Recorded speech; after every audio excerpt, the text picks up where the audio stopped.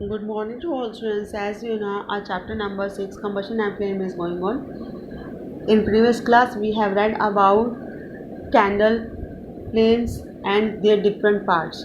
Okay, now we are going to start at page number 109 with topic fuels and their types. Let's start with introduction of fuels. What are fuels? The prime necessity of a human beings are known food clothing and shelter. जो human being की prime necessity है वो है food clothing and shelter. None of these necessities can be available. इस type की कोई भी necessity पूरी नहीं की जा सकती unless we have heat energy to cook food. जैसे कि फूड को बनाने के लिए अगर अपने पास हीट एनर्जी नहीं है तो अपने फूड नहीं बना सकते। And other kind of energy to run machines, और अलग दूसरे टाइप की एनर्जीज जो कि मशीनों को चलाने के लिए चाहिए for manufacturing articles of clothing and shelter. यानी कि जो घर को बनाने के लिए, शेल्टर को बनाने के लिए और क्लोथ को बनाने के लिए मशीनें चलती हैं, उनको चलाने के लिए भी अपने को एनर्जी चाहिए। अगर वो एनर्जी अपने को नहीं मिलती है तो अपने उसको नेसेसिटी को कंप्लीट नहीं कर सकते हैं। Now fuel, what is fuel?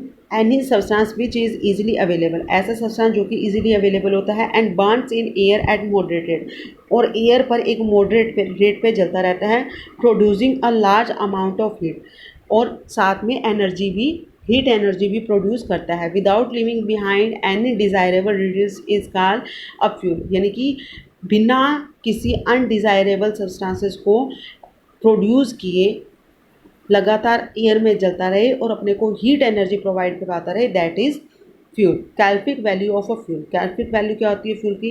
The amount of heat energy produce on complete burning.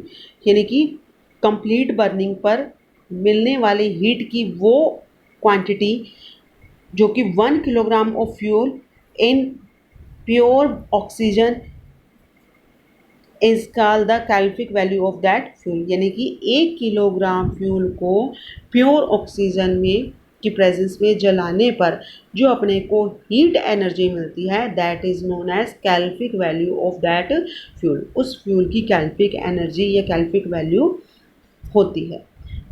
A fuel which produce more heat energy per kilogram is said to have a higher calorific value. ठीक है, ऐसा fuel जो कि 1 kilogram amount मान लो अपने किसी fuel की जला रहे हैं, अगर वो ज़्यादा एनर्जी अपने को प्रोड्यूस करके दे रहा है that is known as higher calorific value of fuel. यानी कि उस फ्यूल की ज़्यादा कैल्फिक वैल्यू है। As a matter of fact, more is the calorific value of a fuel, more is efficiency of the food. यानी कि ये एक फैक्ट है कि अगर किसी भी सब्सटेंस की कैल्फिक वैल्यू ज़्यादा होगी उतनी ही उसकी एफिशिएंसी भी अधिक होती है जलने की। यानी कि जितनी देर तक वो जलेगा उतनी ही ज़्यादा वो अपने को कैल्फिक मतलब एनर्जी अपने को प्रोड्यूस करके देगा। The calorific value of a fuel is express in kilo joules per kilogram. जो कैल्फिक वैल्यू है उसको एक्सप्रेस करने के लिए यूनिट कौन सी होती है? Kilo joule per kilogram. Here is given kilo joule per kilogram. Kilo joule मिनटू से हीट एनर्जी, और हीट एनर्जी कब अपने को मिल रही है? पर किलोग्राम। यानी कि 1 किलोग्राम फ्यूल को जलाने पर जितनी अपने को हीट एनर्जी मिलेगी that is known as calorific value. ठीक है, वो ही उसकी क्या होगी? कैल्फिक वैल्यू होगी। अब ये अलग अलग सब्सटेंसेस होते हैं, सॉलिड, लिक्विड, गैस, इनकी एनर्जी क्या होती है? अलग अलग होती है, कैल्फिक वैल्यूज अलग अलग होती हैं। For example first we are going to start calorific value of solid fuels. Solid fuels की कैल्फिक वैल्यू क्या है? फर्स्ट सॉलिड फ्यूल्स आपको पता है कौन कौन से होते हैं? फ्यूल, ये काओ डंग केक, वुड, कोल, ये होते हैं, और इनकी कैल्फिक वैल्यू ये गिवन है। जैसे काओ डंग केक है, he is given 6000 to 8000। Okay, wood की 17,000 टू 22,000, कोल की 25,000 to 33,000 calorific value in unit of kilojoule per kilogram. We can say 25,000 to 33,000 kilojoule per kilogram calorific energy is produced by the coil. Okay, next is given calorific value of liquid fuels. Liquid fuels, you all know about the liquid fuels, petrol, kerosene and diesels, and here is the amount of calorific value in given kilojoule per kilogram which is produced by these liquid fuels. Okay, next is given calorific value of gaseous fuels. Gaseous fuels mean to say that the form fuels that is present in the form of gas.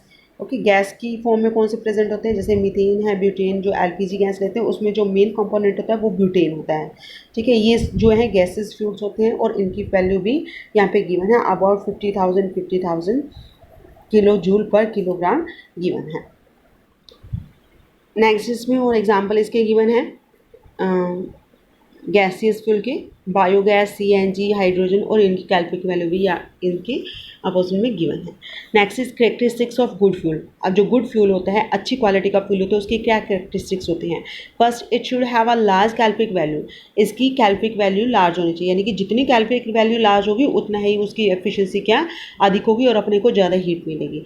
It should be cheap and rapidly available, यानी कि ये cheap सस्ता होना चाहिए और easily मिल जाना चाहिए। It should not produce gases which pollute the air. ऐसी गैसेस नहीं प्रोड्यूस होनी चाहिए इसको जलाने पर जो कि पोल्यूशन करे।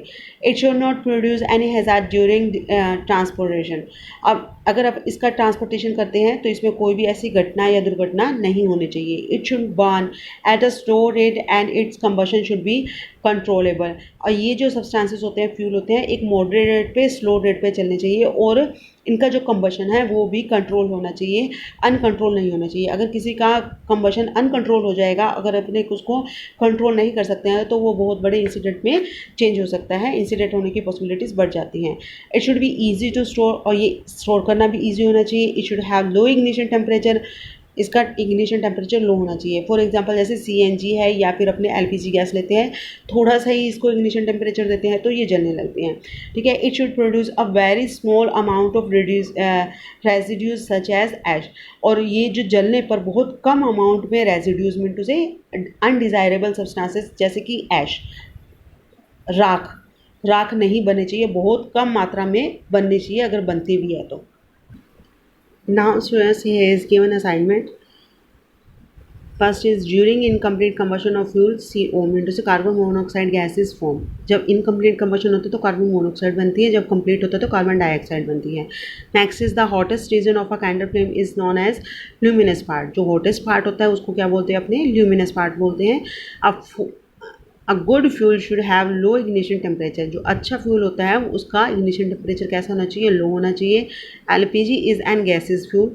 एलपीजी क्या होता है? गैसेज फ्यूल होती है। Next is select the odd one, wood, charcoal, coke and iron nails. अब इसमें से कौन सा डिफरेंट है? आयरन नेल, क्योंकि ये जो सभी हैं वो क्या हैं? फ्यूल्स हैं, ये फ्यूल नहीं है। Next petrol, diesel, kerosene, Coke. अब ये जो पेट्रोल, डीजल और कैरोसिन है ये लिक्विड फ्यूल्स हैं, ओके। जो कोक है वो क्या है? कार्बन का एक टाइप है जो कि सॉलिड फॉर्म में या पाउडर फॉर्म में अपने को मिलता है। Next is given natural gas, LPG gas and gasoline. ये जो है नेचुरल गैस, एलपीजी गैस और गैस, ये सभी क्या है? गैसेस फॉर्म में मिलती हैं। Smoke, flame, fuel, heat. Smoke है, फ्लेम है, फ्यूल, हीट।